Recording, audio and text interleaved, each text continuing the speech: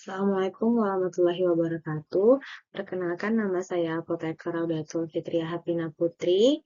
Pada kesempatan ini akan mempresentasikan hasil tugas individu pada pertemuan Agenda 1 Latsar CPNS Kabupaten Tanah Laut tahun 2025 Angkatan 1 yang berjudul Analisis Isu Efektivitas Kinerja.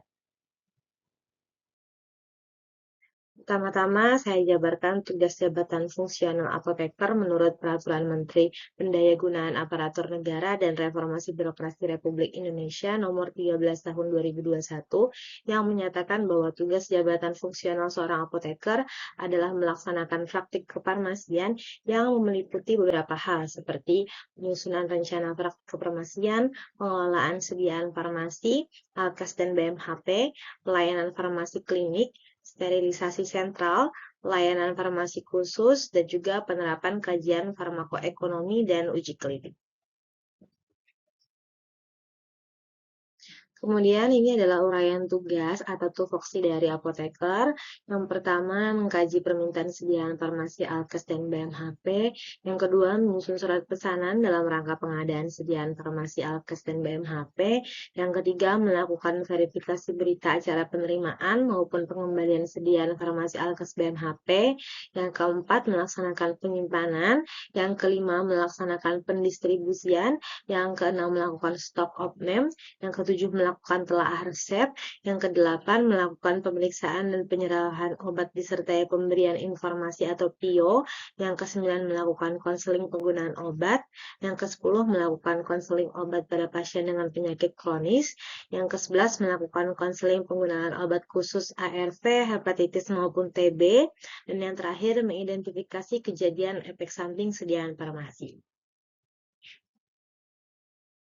Kemudian, berdasarkan uraian tugas yang sebelumnya dipaparkan, di sini saya angkat 5 isu yang kiranya bisa dibedah berdasarkan tupoksi apoteker di puskesmas. Yang pertama, belum optimalnya proses telaah resep. Yang kedua, belum optimalnya kegiatan pemeriksaan dan penyerahan obat disertai informasi atau PIO.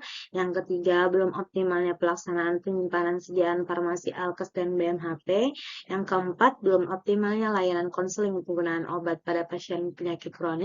Dan yang terakhir, belum optimalnya pelaksanaan identifikasi kejadian efek samping obat.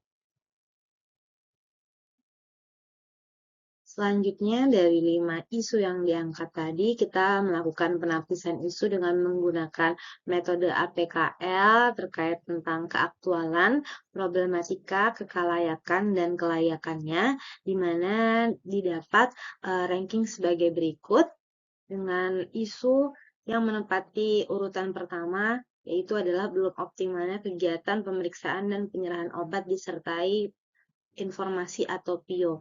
Terus untuk peringkat keduanya adalah isu belum optimalnya pelaksanaan identifikasi kejadian efek samping obat. Pada urutan ketiga, terdapat isu belum optimalnya pelaksanaan penyimpanan sediaan farmasi Alkes dan BMHP. Kemudian pada urutan keempat, ada isu belum optimalnya layanan konseling penggunaan obat pada pasien penyakit kronis. Dan pada urutan terakhir, ada isu belum optimalnya proses telaah resep.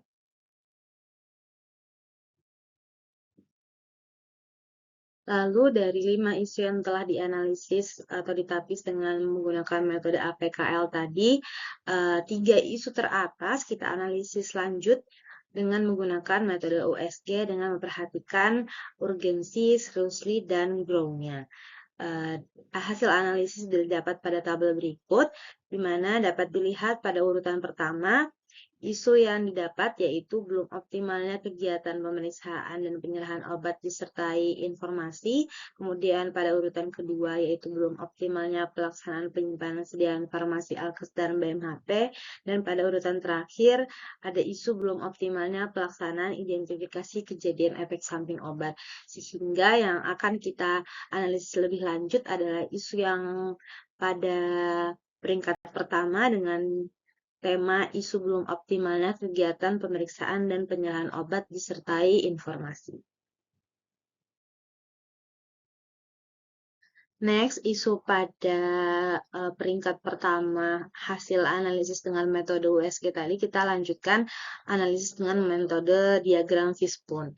Di sini bisa dilihat pada gambar, di kepala ikan itu adalah merupakan masalah utamanya, yaitu belum optimalnya kegiatan pemeriksaan dan penyerahan obat disertai informasi atau PIO. Kemudian pada tulang-tulang ikan ini diibaratkan sebagai akar masalahnya, di mana ada 4 komponen yang menjadi akar masalah hingga munculnya masalah utama, yaitu belum optimalnya kegiatan PIO. Akar masalah yang pertama yaitu adalah man-nya, di mana kurangnya pemahaman dan kemampuan komunikasi petugas. Kemudian yang kedua, akar masalahnya adalah metodenya, di mana belum tersedianya SOP terkait pelayanan informasi obat. Kemudian yang ketiga, akar masalahnya adalah materialnya, di mana belum tersedianya ruangan khusus atau media pendukung PIO. Dan yang terakhir, akar masalahnya adalah mesinnya, di mana aspek belum adanya platform digital yang mendukung pelayanan informasi obat. Setelah akar masalahnya kita dapat menggunakan diagram fishbone, kita bisa mencari alternatif pemecahan masalah dari tiap-tiap akar masalah.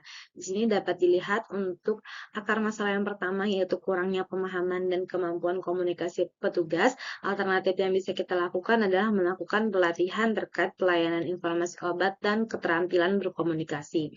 Kemudian untuk akar masalah belum tersedianya SOP terkait pelayanan PIO, alternatifnya adalah menyusun SOP pelayanan informasi obat secara lengkap. Kemudian, akar masalah terkait belum tersedianya ruangan khusus dan media pendukung PIO, alternatif yang bisa kita lakukan adalah membuat media edukasi yang menarik seputar obat-obatan.